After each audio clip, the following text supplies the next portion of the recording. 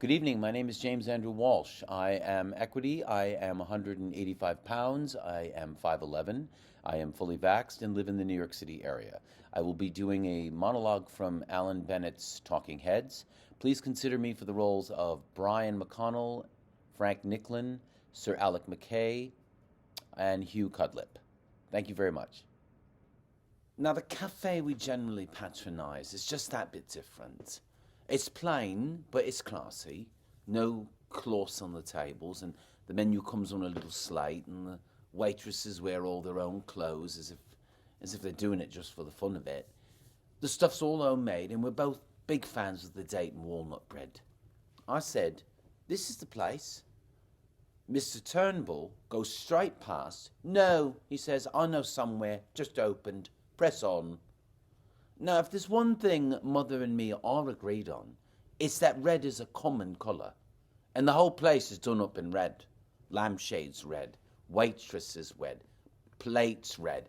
And on the tables, those plastic sauce dispenser things got up to look like tomatoes, also red. And when I looked, there's a chip in the sugar. I thought, Mother won't like this. "Oh," she says, "this looks cheerful, doesn't it, Graham?" I said, "There's a chip in the sugar." "A detail," he says. "They're still having their teething troubles." "Is it 3 coffees?" I said, "We'd like tea. Only Mother says, 'No, I feel like an adventure. I'll have a coffee.'" He gets off hold of the menu, puts his hand on hers. "Might I suggest," he says, "a cheeseburger?" She says, "Oh, what's that?" He said, "It's country fresh beef mingled with golden fried onions, topped off with toasted cheese, served with French fries and lemon wedge." "Oh, lemon wedge," said Mother. "That sounds nice." I thought, well, I hope you can keep it down, because it'll be like the pizza story all over again. One mouthful and it'll be 4 o'clock in the morning and I'm still stuck at the bedside with the bucket. She says, "I like new experiences in eating. I had a pizza once, didn't I, Graham?" I didn't say nothing. They fetched the food and she's wiring in. He said, "Are you enjoying your cheeseburger?" She said, "I am." "Would I be mistaken in thinking that's tomato sauce?" He said, "It is." She says, "Give us a squirt." They both burst out laughing. He says, "Glass cups, Graham. Be careful or we'll see up your nose." More laughter. She said, "Graham's quite refined. He often has a dry sherry." "Well, he could do with a bit of smartening up," Mr. Turnbull said. "Plastic Mac.